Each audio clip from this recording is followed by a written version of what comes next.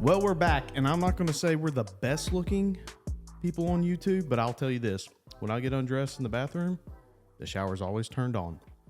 I am rare coin expert Walt Durham. And industry veteran Ben Parker. And we're the coin guys from Texas. So, had a little bit of a break. I went on vacation, and guess you went on vacation the week after, so a little 2-week hiatus. And yeah, spring break is usually when it happens. Yeah, spring break, and now we're back at it. The coin guys from Texas. Still felt season down here in Texas. See what your felt hat. I think we're right on the cusp. If I remember correctly, you're supposed to, or it's customary to not wear felt after, is it Easter? After Easter, normally around here.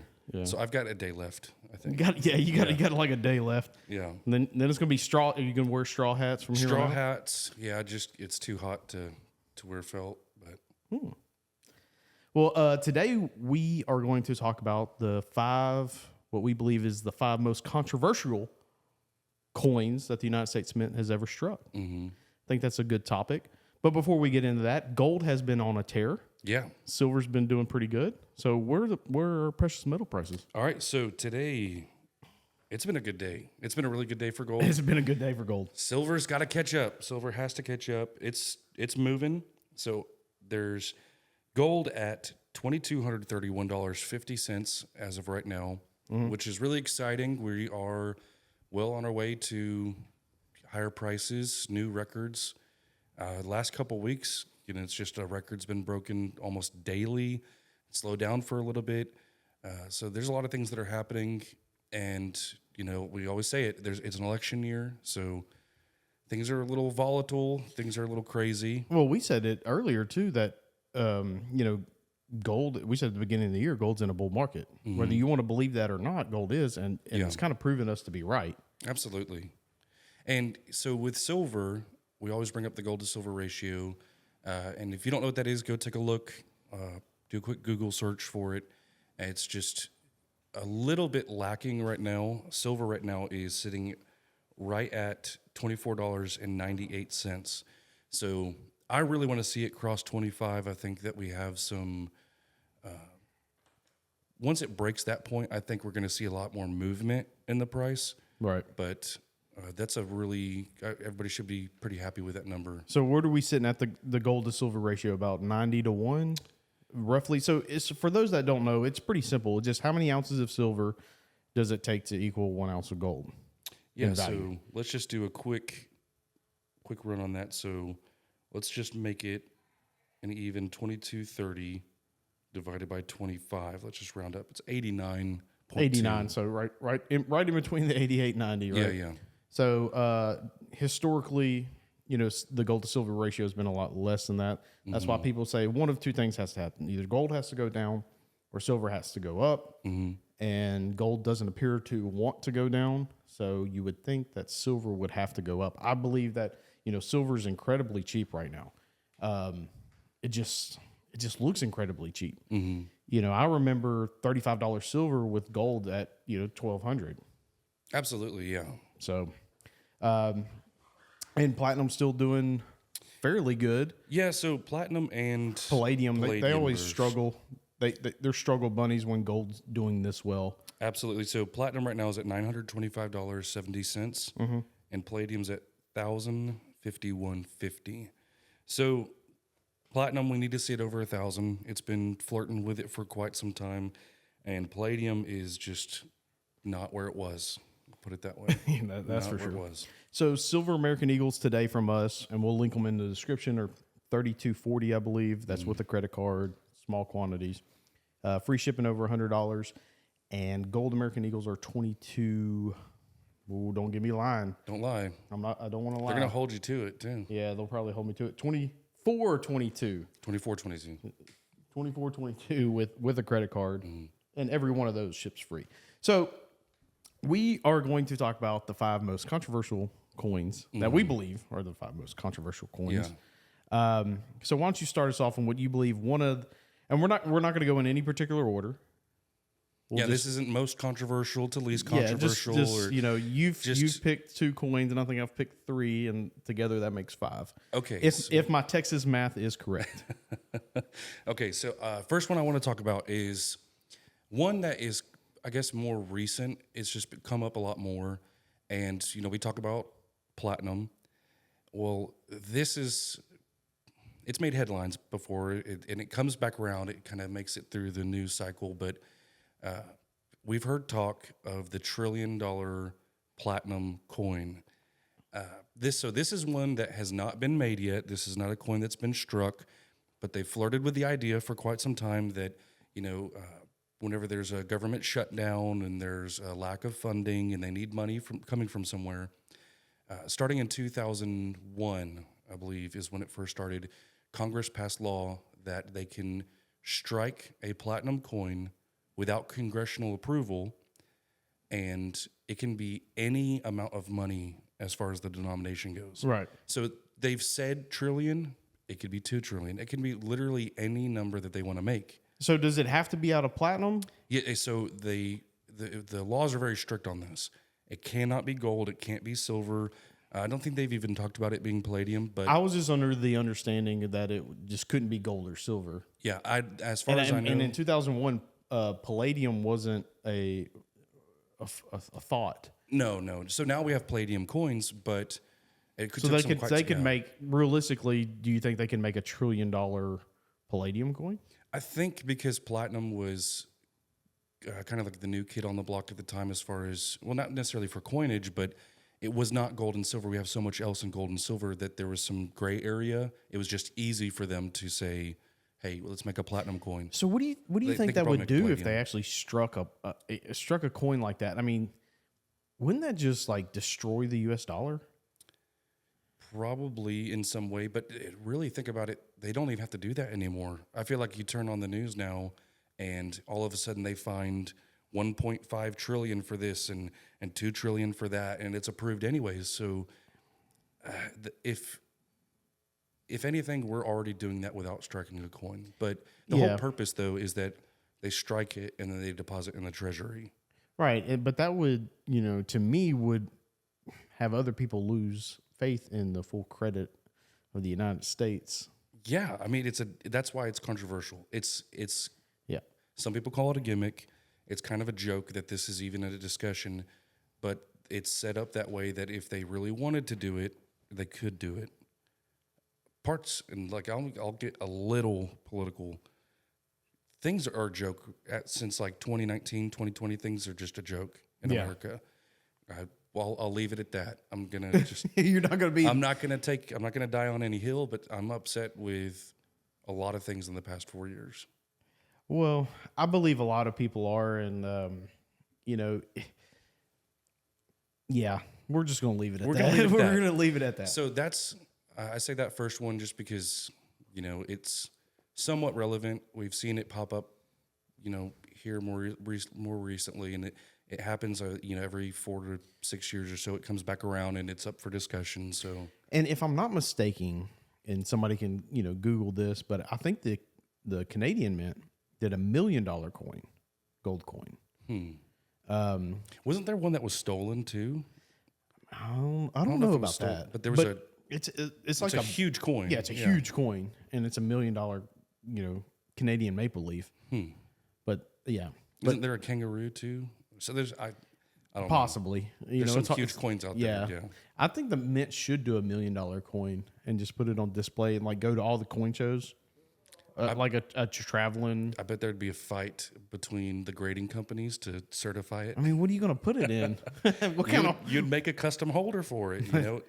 They'd walk it in kind of like pallbearers and just carry the. Yeah, coin. it's going to be the size of a casket. Yeah. Well, so I'm going to say this is one of my favorite coins, and it's funny that it's controversial.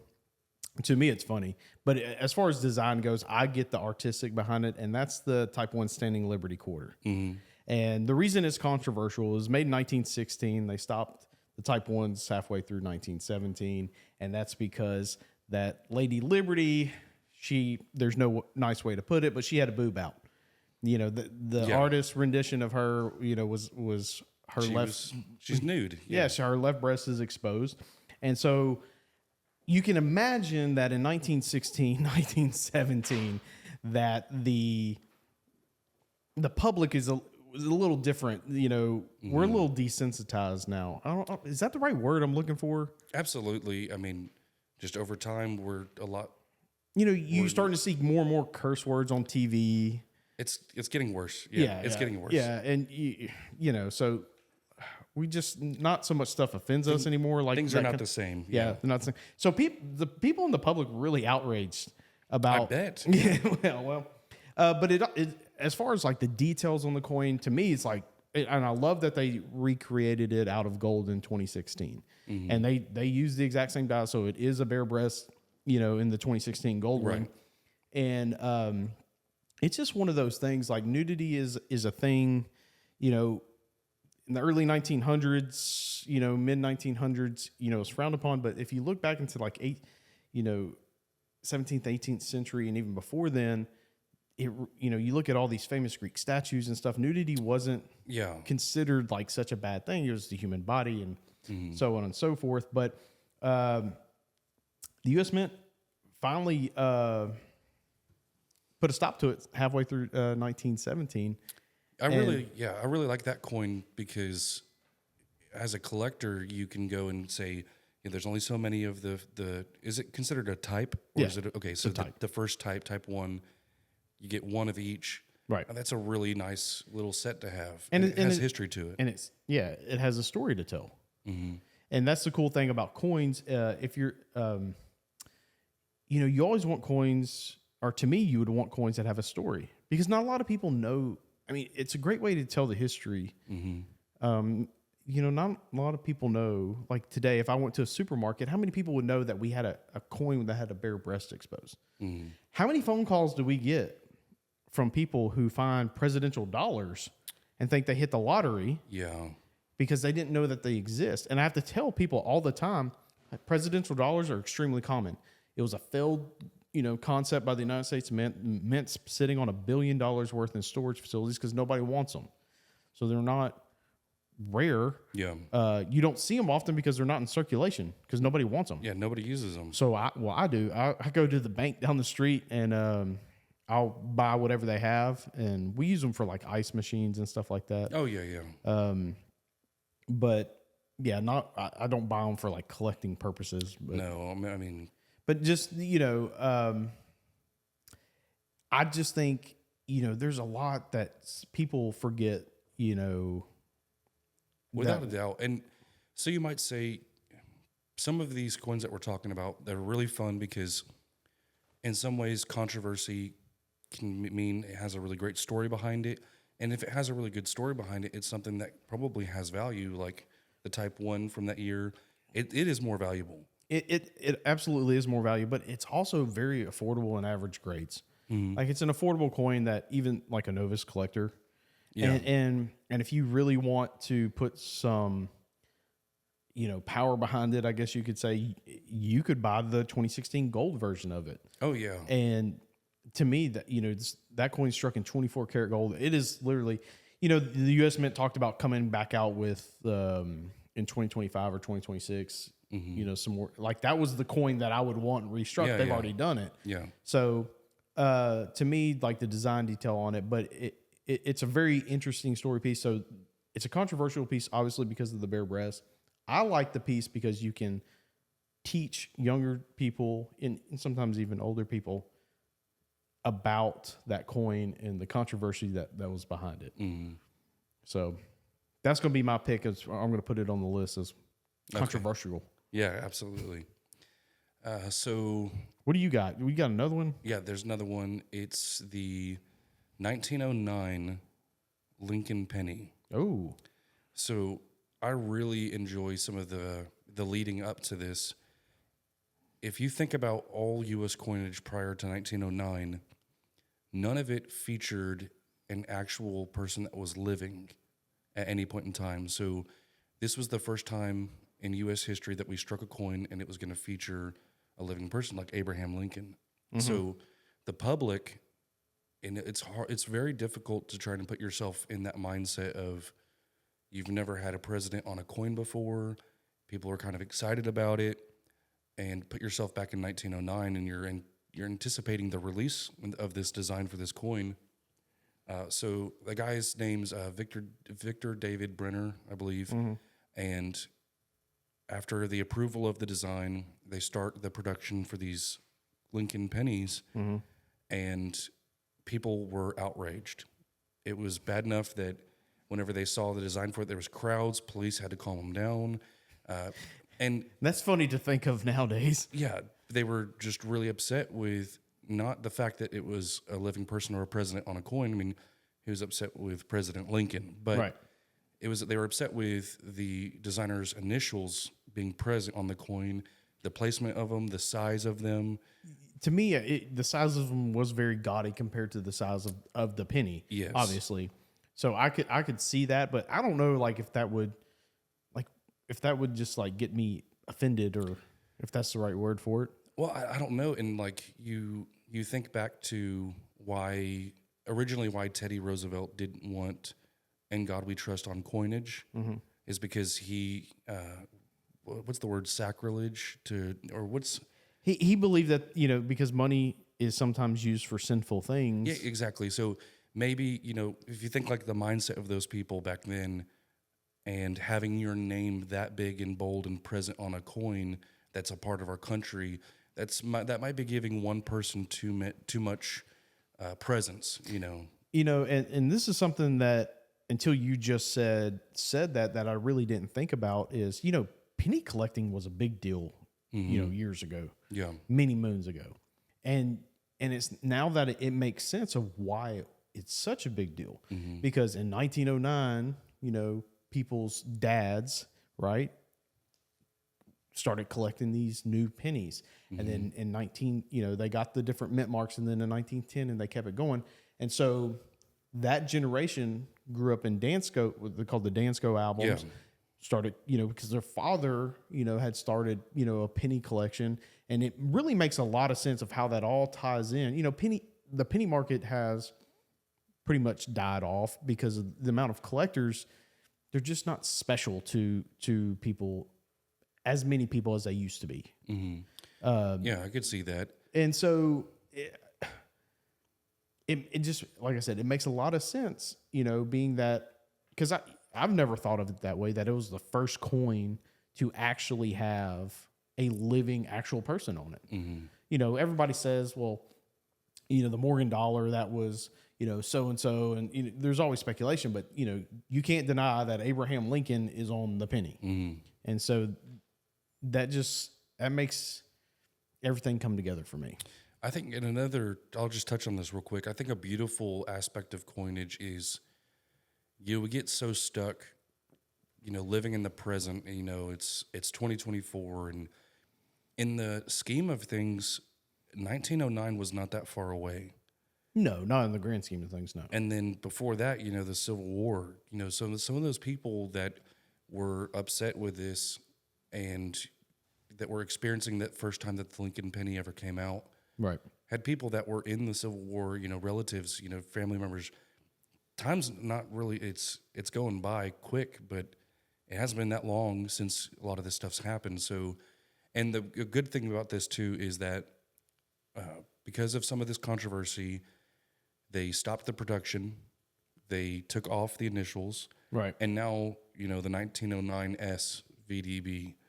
Those they're rare. I mean, even if you're not a penny collector, for the most part that's a coin that's. But to me, that's a great example of a coin that is not necessarily rare, but the demand is there. We've talked about this on at least every other episode, that, we'll have people in the comments when we talk about a coin that we'll say, it's got a population of 1,500. Well, that's not rare. Well, if 3,000 people want it, it's rare. It's called relative rarity, right? And so I think the 1909 SVDB, because of the story, it falls into that category. Obviously, the 1943 copper is like, that's rare. That's a legitimate rare coin. Yeah. So rare is relative, but it's still But to hear the actual story behind the 1909 SVDB and how, just the public outcry about it is very interesting. And it makes a whole lot of sense to me now of why so many people fell in love with the Lincoln Penny series. yeah, absolutely. Because it is, for me, it's just not been a series that, I liked. And I'm just being honest, like to each his own, right? Like if you're out there collecting pennies, good for you. Like, have fun with it, Me, I've never liked it just because of their pennies. Like, but I come from a different day and age. My dad always saved $2 bills and $50 and stuff like that. My wife is a big fan of the Kennedy series. Even like current date Kennedys, like she loves to collect them, and I'm like, they're clad Kennedys. What do you want? But she wants them. Yeah, but I would say like maybe these newer generations, they like things that were around that they remember that aren't here anymore. I think that's more what we go after, because it's the same thing now. If I get a $50 in my change, I'm surprised. Yeah. When's the last time you saw a $50? Well, yeah, you should have saw somebody's face last weekend when I gave them. I bought something and I had five $1 coins on me. It was $5. And I said, "Hell, here you go." And they were like, just looked at it. What is this? What is this? And I was just like, it just makes it easier to carry it Yeah. instead of having to get out a billfold or whatever. But slightly off subject, but since we're talking about presidents and coins, who do you think the next president that will be on a U.S. coin? Ooh, I really have no idea. That's a really good question. Yeah, I don't know. What U.S. president will be on? Like let's say in 2050, it could be 2050, 2075, 2100. Like, what president do you think?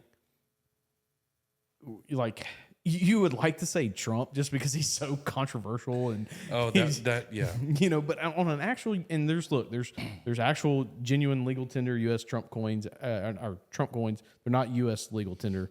They're always a foreign, but like an actual U.S. coin, like a circulating, instead of the Jefferson nickel, could it be the Reagan nickel?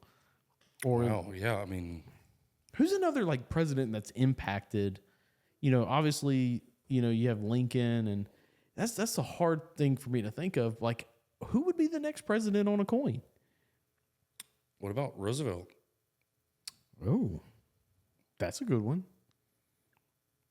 I would say I could see Roosevelt. I don't know what coin, but I mean, that's the first one that comes to mind. That's a tough question. I'm gonna have to ponder on that. Yeah, in the following week.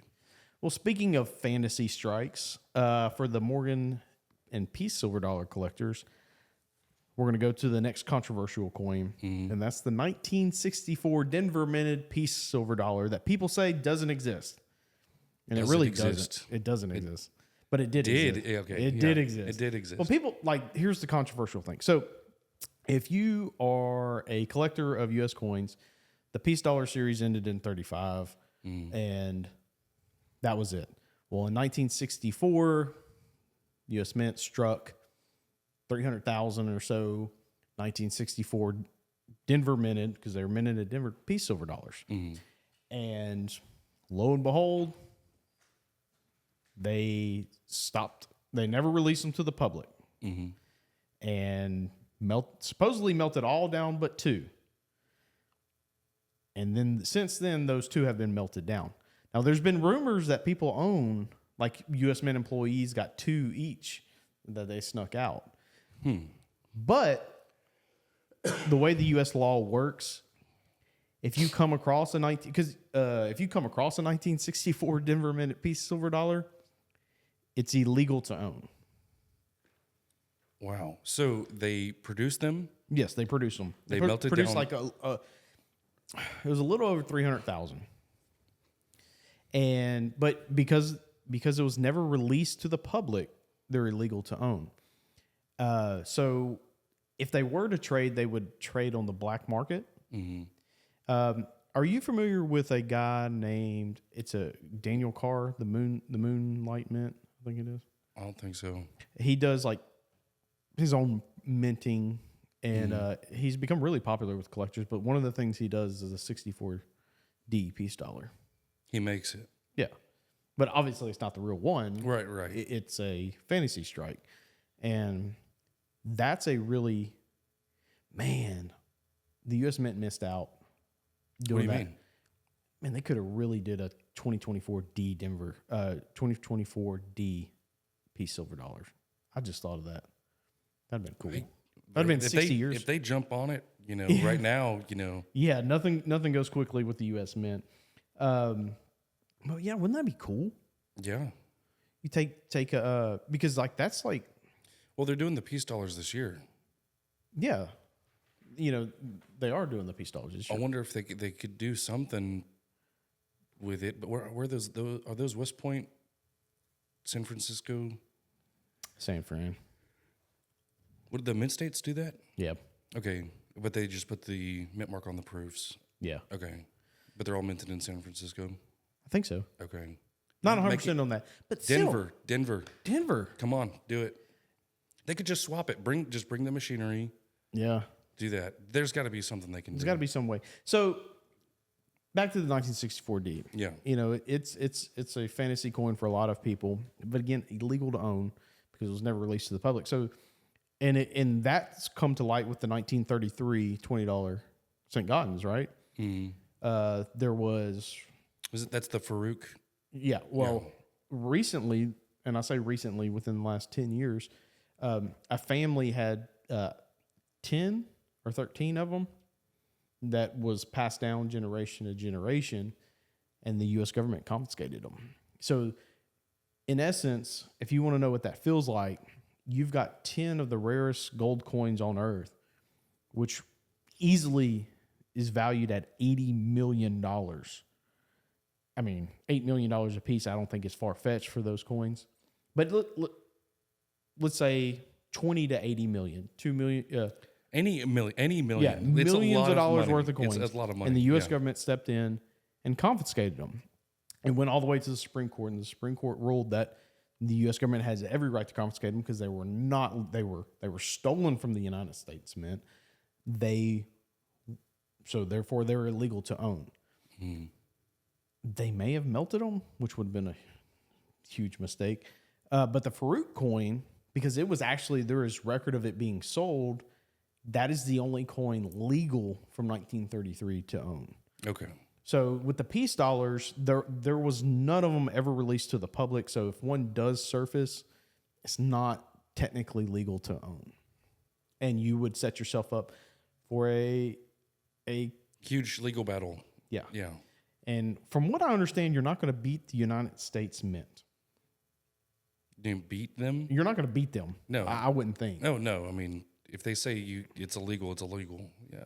Yeah, and we have checks and balances, but I wouldn't want to fight the Mint. But yeah, can you imagine losing just million? Like, what if coming across like a 64 They didn't piece get dollar? anything in return, or No, and they're illegal to own. Doesn't matter. I mean, it's like at least give them spot. I mean, do something for them. Nope. Oh my gosh. But yeah, so supposedly with the 64 D piece dollar, there was supposedly 2 survivors.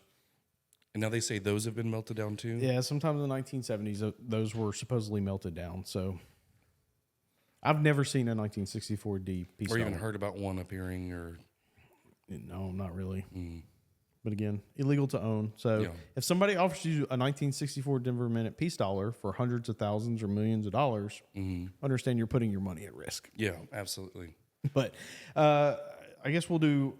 This is a runner-up coin. So it's not the most controversial. But No, but I had to do a little digging. That's why I've got this here, just Okay. because I wanted to do something a little different. We talk a lot about gold and silver, and so I wanted to do something kind of different.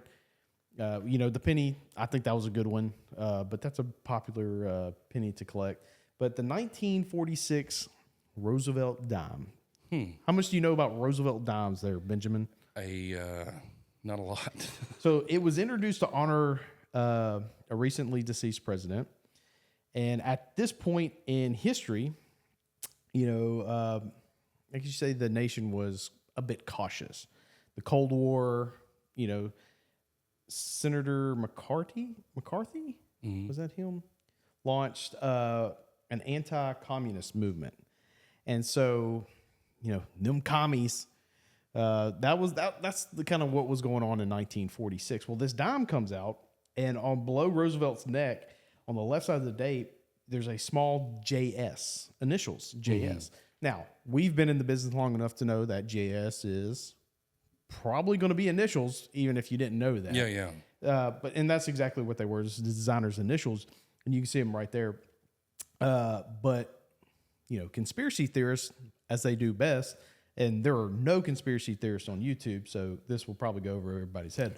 But they quickly spread across the nation. I just never thought about this, of the U.S. trying to spread communism with they believe that JS, get this, was a secret message to honor Soviet dictator Joseph Stalin. Wow. Can you believe that? And so they said that the Mint received a lot of letters accusing them of being commies. And the rumors got so persuasive that the U.S. Mint had to issue a press release to, dispel the rumors. I just thought that would, really? Wow. I mean, that's how scared people were of communism back in 1946. So to bring this all in perspective, the reason I selected that coin, and it's like we were talking about the 1909 SVDB. Coins have a way of stamping a moment of time. And people can go back to that moment of time. And even something as simple, we probably have 1,000, silver Rosevelt dimes back there, right? But to think, did you ever think that? No, I never would have thought, JS, that's Stalin, anything like that. But it just goes back to show how, people, times are so different. Yeah, it's a window coins are a window to the past. But hold on. Yeah. Are we so different than what we were back then? And listen, we're not going to get off on a political thing here, but we just watched a headline come across the news about the bridge in Baltimore collapse, right? Right. And how it's being linked to racism already. What? Francis Scott Key, racism. So people were hypersensitive. Look, listen, I'm not saying agree with them, I'm just saying what came across the news. People were hypersensitive in the 40s, obviously in 46, about communism. What are people hypersensitive about today? Racism. Yeah. Woke culture. And people were hypersensitive around the Civil War about, in God we trust. And all of, just everything. There's different topics with each period that were just, people were very, I don't want to say sensitive to it, but people were very emotional. Emotional. That's a better word, emotional. Yeah. So it makes you think, and it's hard to see, but what coins of today will stamp our generation's moment in time of what we are seeing, what we are going through. Pretty interesting to think of things that way. Yeah, absolutely. I might have to buy me a 1946 dime now. Yeah. And a 09 SVDB. Yeah. In my box of 20 set. See, and you weren't even a penny collector. I wasn't a penny collector, but that's a pretty cool, that's a pretty cool story. To me, if I can take a coin, sit down with somebody and show them, because I get asked all the time about $2 bills, and I go, "Oh, do you know why they made $2 bills?" So, you know what you should do? You should get a NGC tray and call that collection your can of worms. I'm gonna open my can of worms. It's all controversial coins. That's a good idea. There you go. Let's do that. But we only came up with 5. Maybe I'll do one of those small 15. red boxes. Yeah. Or you can do 10. That would make it easy and just find 5 for more. Yeah. That 1933 $20 piece is going to be a doozy. Yeah. That one's going to be a doozy. But yeah, coins have an interesting way of being controversial. And I'm sure there's coins out there that we skipped. Yeah, these are just ones that we thought of. And yeah, I thought it was pretty cool.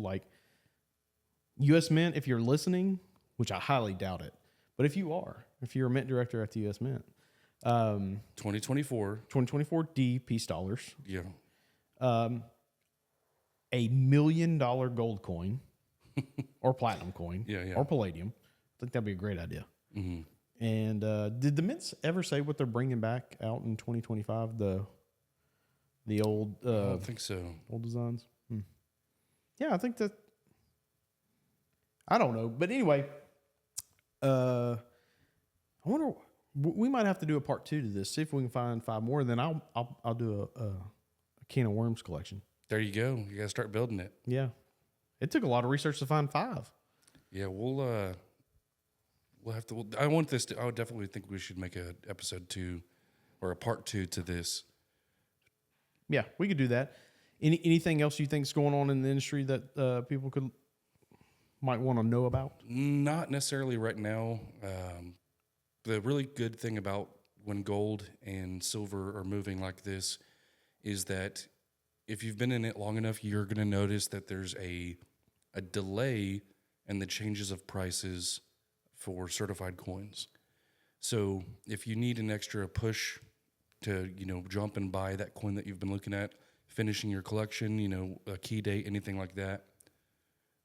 Gold right now, it's up at well over $2,200, but certified gold coins haven't adjusted to that yet. Correct. So there's a slight delay. Oh, yes. Now, if it goes another 200, obviously people are going to have to start adjusting inventories and doing things like that.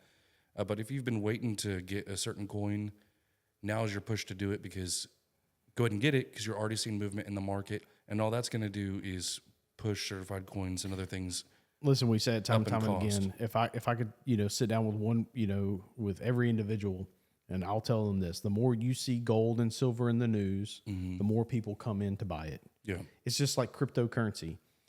The more you saw it in the news years ago, the more everybody was buying it. Mm-hmm. People who didn't even know what cryptocurrency was buying it, and that was a foolish mistake on their part. But anyway, so the more you see gold and silver in the news, the more buyers that come in the market, and a certain percentage, whether it's 1%, 10%, or 50%, or 100% of those gold buyers are going to move to become collectors. They're going to transition at some point in time into being a collector. Mm-hmm. That's going to increase the demand on the collector's market, and therefore prices, along with the precious metals value going up and inflation pushing prices up, it's also going to push it on the demand side.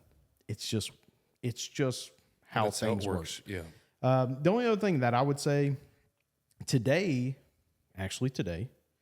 earlier, Ultra Breaks, the new Ultra Breaks came out. Oh yeah, these are going to be this is my favorite personally, just because you don't know what coin you're going to get. You're going to get either some kind of silver coin from around the world that's in a perfect mint state. So that's what this series is called, is Around the World. Around the World, you're going to get some kind of, there's the dragon coin in there. There's 3 different types of silver coins, and I don't know them off the top of my head yet. But the chase coins are 1 ounce gold. There's 12 out of 3,012 packs. There are 12 1 ounce gold coins in perfect mint state 70. So your $149.95 could turn into $2,200 instantly.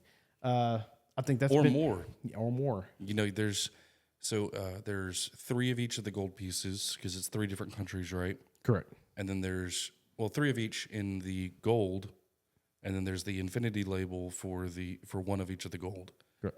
That's not $2,200. No, it's not. And if you and so we read the comments, right? And so some of the people's like they don't like Ultra Breaks. Some people love Ultra Breaks. I get it. Like, I'm not a big fan of penny collecting, or what. I get it. I will say this though, from a just facts are facts. The last Ultra Breaks were the Proof 70, and they had the Chase coins and the Mint State 70 Chase coins. Those coins are bringing ridiculous numbers on the secondary market. Those Ultra Breaks from 1986, 1987, outrageous numbers. Coins that I thought would be worth $1,000 are selling for like $3,000. Wow. And like, it just is what it is. Yeah. So, whether you like it or not, you can't deny that. So a lot of people like it. The Ultra Breaks probably sold out within 10 minutes today. Wow. 3,000 packs, 10 minutes easily. Yeah, I think it's cool. Get people going on collecting. So, but I think that's all we got for today. Unless you got anything you want to add. That's it. Buy gold, buy silver, do something, collect something, Stack it. Yep, have fun with it. Till next time, guys.